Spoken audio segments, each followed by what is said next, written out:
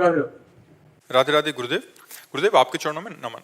गुरुदेव, श्री जी की कृपा से 1 वर्ष पूर्व यूट्यूब के माध्यम से मैं आपकी शरण में आया। इसके कुछ वर्ष पहले से नाम जप तो चल रहा था श्री जी की कृपा से, परंतु इसके उपरांत सत्संग स्वाध्याय के महत्व को समझा, जिनकी महिमा को मैं अपने जीवन में आए अनेकानेक सकारात्मक प्रभावों के रूप में अनुभव कर रहा हूँ। गुरुदेव, कई वर्ष पहले मुझे परम पूज्य स्वामी राम सुखदास जी महाराज से मिलने का सौभाग्य प्राप्त हुआ था। उसके उपरांत उनके द्वारा लिखी हुई अनेक पुस्तिकाओं को पढ़ने का सौभाग्य मिला। उनकी पुस्तकों में वे अनेक जगहों पे चुप साधन का उल्लेख करते थे। उनका कहना था कि यदि साधक नाम जप के साथ साथ दिन में कुछ मिनट चुप साधन का अभ्यास करे। देखो, चुप साधन का मतलब रहस्य समझे हो? अपने को सबका साक्षी मानना। नाम जप कर रहे हैं, नाम को सोच रहे हैं, नाम कुछ कर रहे हैं, जैसे शांत बैठे हैं। अब हम अंदर से कुछ नहीं हम कर रहे हैं, जो हो रहा है उसके हम साक्षी हैं। इसे चुप साधन कहते हैं। समझ पा रहे हो? अब चुप साधन का मतलब क्या होता है? जैसे मन में संकल्प बन रहा है, तो हम तो नहीं बना रहे ना। मन में संकल्प हो रहा है, बुद्धि को चिंतन कर रही, तो हम तो नहीं कर रहे ना। चुप साधन का मतलब जब तक अच्छे महापुरुषों से संग से इसका रहस्य नहीं समझो, तो ऐसा लगेगा इसे चुप साधन कहते हैं। ले ये चुप, इसमें कहीं चुप हो? आप चुप होके देखो। वो तभी मैं परेशान हो जाता हूँ। तो उसे चुप साधन का मतलब जो सब, ये बहुत अच्छा ज्ञान मार्ग का साधन है। क्या इसमें है? स्थूल शरीर की चेष्टाएं रोक दी, लेकिन सूक्ष्म शरीर की चेष्टाएं चलती हैं। मन बुद्धि से, चित्त से जो चिंतन हो रहा है, अहम से जो क्रियाएं की गई हैं भूत में, या जो हमें भविष्य में करना है, या वर्तमान में जो हम, वो चल रहा है ना। आप पकड़ पा रहे हो हमारी बात की नहीं? अब कहाँ चुप कहाँ है? चुप तो नहीं ना। इसी में चुप ढूंढना है कि इन सबको मैं देखने वाला हूं, मैं करने वाला नहीं हूं। मन में जो हो रहा मैं देख रहा हूं, इंद्रियों में जो हो रहा मैं देख रहा हूं, चित्त में जो हो रहा मैं देख रहा हूं ना। आप ज्ञान में आप दृष्टा हैं, आप शरीर थोड़ी हैं। न स्थूल शरीर है, न सूक्ष्म शरीर, न कारण शरीर। तो उस समय मैं चुप हूं और मैं इनको केवल देख रहा हूं, और इनकी हर बात को हम काटते चले जा रहे हैं। नकारात्मक, ये मैं नहीं हूं, ये मैं नहीं कर रहा हूं, ये मैं नहीं सोच रहा हूं। तो इससे क्या होगा कि ज्ञान बढ़ेगा और आप इनसे अलग होते जाएंगे। वो मोक्ष मार्ग का साधन है, जो आंतरिक साधन है कि मैं कभी देह हुआ ही नहीं, मैं कभी अंताकरण हुआ ही नहीं, मेरा कभी स्वभाव ही नहीं, मैं आत्मस्वरूप हूं और मैं इनमें फंस गया हूं। तो 2 मिनट सही, 5 मिनट सही, थोड़ा अलग होके देखे। ये ज्ञान मार्ग का साधन है। समझ जाता हूँ। उनको महाराज रामकृष्ण महाराज जी जो थे, तो भक्ति मार्ग के ही बहुत प्रेरक थे। मतलब महाराज तीनों मार्गों का वर्णन किए हैं। जैसे गीता में सांख्य योग का भी वर्णन है, कर्म योग का भी वर्णन है, और ज्ञान योग का वर्णन है। तो महाराज जी तीनों मार्गों का दर्शन कराते थे, लेकिन शुद्ध ज्ञान स्वरूप आत्मा में स्थित थे। समझना, शुद्ध आत्म स्वरूप में स्थित ज्ञानी महापुरुष थे महाराज जी। जो थे श्री स्वामी राम सुखदास जी, शुद्ध ज्ञानी महापुरुष थे। जो भक्ति का रहस्य है, वो ज्ञान का भी रहस्य है। दोनों एक ही जगह पहुंचते। तो जो ज्ञान में सिद्ध हो गया, तो भक्ति के रहस्य को भी जानता है और कर्मयोग को भी जानता है, और जो कर्मयोग से सिद्ध हो गया, वो भक्ति रहस्य को भी जानता है, ज्ञान योग को भी जानता है। जो भक्ति से सिद्ध हो गया, वो कर्मयोग को भी जानता है और ज्ञान योग को भी जानता है। क्योंकि ज्ञान अलग चीज नहीं है। जैसे ज्ञान का तात्पर्य है कि जो सर्वत्र है, जैसे हम भक्ति में कहते सिय राम मैं सब जग जानी, तो ज्ञान में कहते सर्वम खलमिदम ब्रह्म नेनानास्ति किंचन। एक ही बात हुई ना। अब सर्वम खलमिदम ब्रह्म जो है, तो यहां भी तो है ना। तो वही ब्रह्म मैं हूं, ये ज्ञान है। और यहां मैं का विस्मरण हो गया, मैं का विस्मरण हो गया।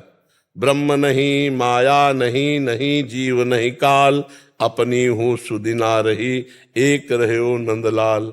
एक केवल भगवान में प्रीति, जैसे गोपी जनों की प्रीति, ऐसे भगवत। तो स्वामी जी महाराज ज्ञान सिद्ध महापुरुष थे, संपूर्ण भक्ति के रहस्य के ज्ञाता, कर्म योग रहस्य के ज्ञाता थे। तो जब ये ज्ञान की बात आती, ये जो मार्ग समझना होगा ना कि कौन सी बात भक्ति की और कौन सी मार्ग ज्ञान की है और कौन सी मार्ग कर्म, ये ज्ञान मार्ग की बात है कि हमको उसका साक्षी भाव होना है। हाँ, और भक्ति मार्ग में समर्पण है। साक्षी भाव नहीं है। भक्ति मार्ग में समर्पण है। जो हमारे शरीर से क्रियाएं हो रही वो सब श्री भगवान के लिए है। जो हमारे मन बुद्धि चित्त अहंकार है ये भगवत में संकल्प करें, भगवत चिंतन करें, ये भगवान नाम जप करें, भगवत लीला गुणगान श्रवण, हर इंद्री हर मन वो सब भगवान को अर्पित कर देना। मैं तन वाणी अंतःकरण सब भगवान को समर्पित होकर निश्चिंत निर्भय निशोक निसंशय और विपरीत भावना का त्याग, ये स्थिति आ जाती है। तो हम जैसे गीता पढ़ेंगे ना तो सब कुछ है उसमें। तो हम किस मार्ग के पथिक हैं ये देखना है। हम भक्ति मार्ग की बात ज्ञान मार्ग से जोड़ करके, ज्ञान मार्ग की बात भक्ति मार्ग से जोड़कर, तो हम विचलित हो जाएंगे। क्योंकि थोड़ी देर तो सब मार्ग एक जैसा चलते हैं, इसके बाद सब अलग हो जाते हैं। आगे का जो मार्ग है सबका अलग है। भक्ति में मैं का भी स्मरण है और ज्ञान में तू का भी स्मरण है। जो कोई भगवान जो सच्चिदानंद जो वो यहाँ मैं में है, मैं वही सब कुछ हूं। ज्ञान में, शुद्ध ज्ञान में वही आत्मा, एक ही आत्मा जो सर्वत्र व्याप्त है, वही यहाँ, वही मैं आत्मा हूं। तो अब इन अंतःकरण से और देह से अलग भाव में, साक्षी भाव में आना, वो चुप साधना है। हाँ, चुप होने का मतलब जैसे लोग समझते हो, ईमानदारी से देखो चुप कहाँ हो तो वही बात समझाने के लिए। तो अब जैसे कहा जाए कि थोड़ी देर चुप साधना करनी चाहिए, कि शांत एकांत बैठ गए और चुप हो गए, मतलब शांत है, एकांत है और चुप है, तीनों बातें नहीं है। ना आप शांत हो, ना आप एकांत हो और ना आप चुप हो। बैठ जाओ कहीं एकांत में जाके और ये तीनों बातें नापना कि क्या आप एकांत में हो। एक के सिवा अन्य जगह रमण न करना एकांत कहा जाता है। एक के सिवा अन्य जगह ना वृत्ति जाना उसे एकांत कहा जाता है। और शांत, किसी भी तरह की स्फुरना ही ना उत्पन्न होना। जैसे शांत जल में कोई तरंग नहीं होती तभी तो हम शांत कहते हैं ना, तो अंतःकरण में कोई तरंग ही ना हो तो उसे शांत कहते हैं। तो ऐसा नहीं है ना एकांत है ना शांत है, और चुप नहीं है, नाना प्रकार के प्रपंच चल रहे हैं। अब उसके आप दृष्टा हो। अब आया ज्ञान मार्ग। अब चुप आपको माना जाएगा जब आप सबसे निरपेक्ष होकर शांत हैं, एकांत हैं, अलग एकदम, और आप दृष्टा मात्र। जैसे इनकी हर हरकतों को हम देख रहे हैं लेकिन चुप हैं हम, ऐसे ही हम अपने हृदय की ममता रहित आसक्ति रहित होकर अलग एकदम अपने को देख रहे हैं, तब माना जाएगा। वो थोड़ा बहुत पवित्र बुद्धि से है ना। तो हाँ, तो भगवान की शरणागति स्वीकार करके भगवान का नाम जप करना, भगवान का गुण कीर्तन करना, भगवान के गुण कीर्तन सुनना, एकांत में जब बैठना तो नाम पर ज्यादा जोर देना। देखो, स्वामी जी की वाणी पढ़ो, फिर राधा बाबा की वाणी पढ़ो। परम ज्ञानी राधा बाबा और अंततो गत्वा परम प्रेमी। अब आप देखो, आस्तिकता की आधारशिलाएं पढ़ करके देखो, है ना।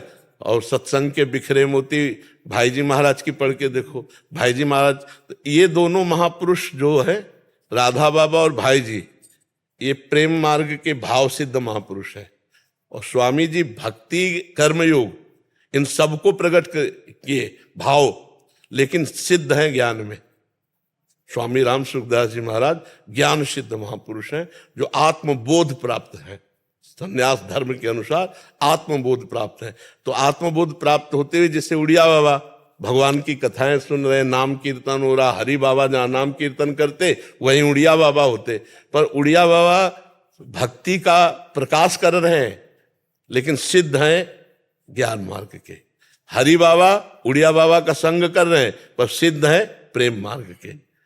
ऐसे समझना होता है कि ज्ञान भक्ति सबका प्रकाश होता है महापुरुषों में, पर वो महापुरुषन ने सब रस गायो, शब्द समझना, देखनो ये है कि उनको हियो कहां ठहरानो।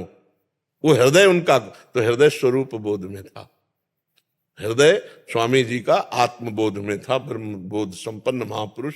किंचन मात्र कहीं भी किसी तरह की न स्थूल में आसक्ति, न सूक्ष्म में, न कारण में। हाँ, तो आप आंतरिक जो लक्ष्य स्वामी, वो ब्रह्म बोध संपन्न महापुरुष और भक्ति के रहस्य के ज्ञाता और कर्मयोग के रहस्य के ज्ञाता और सांख्य योग में ज्ञान योग की परम निष्ठा को प्राप्त।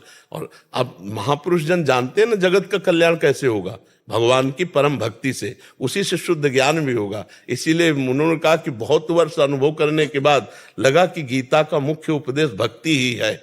स्वामी राम सुखदास जी, हाँ, तो लगा कि गीता को उपदेश, लेकिन स्वामी जी की स्थिति कहाँ है, जब महापुरुषों के वचन पढ़ो ना तो स्थिति उनमें छुपी होती है। आप स्वामी जी की कोई भी बात पढ़ना, वो वहीं पहुंचेंगे आत्मस्वरूप में। हमारी बात को पकड़ना, तो जहां जहां महापुरुष होते हैं ना, वो बात वहीं आ जाती है। अब जैसे आप लाख ज्ञान की बातें हमसे करवाओ, और जब हमारी बात को आप सुनोगे ना तो बार बार में आ जाएगी कि प्रियाजू की कृपा से, भगवान की कृपा से, वो तो समझ लेना वो वहीं टिका हुआ है। जिसकी बार बार इस बात वही आवे तो वही टिका हुआ है, वही स्थिति रहती है। अब जैसे राधा बाबा की आप बात पढ़ करके देखो, भाई जी की बात पढ़ करके देखो, हाँ स्वामी जी की बात पढ़ के देखो, और जयदयाल जी गोयलका की बात पढ़ के देखो तो वो जहाँ स्थिति होती है ना, वही प्रकाश हो जाता है। तो ये जो स्थिति है ज्ञान की तरफ जाने वाली।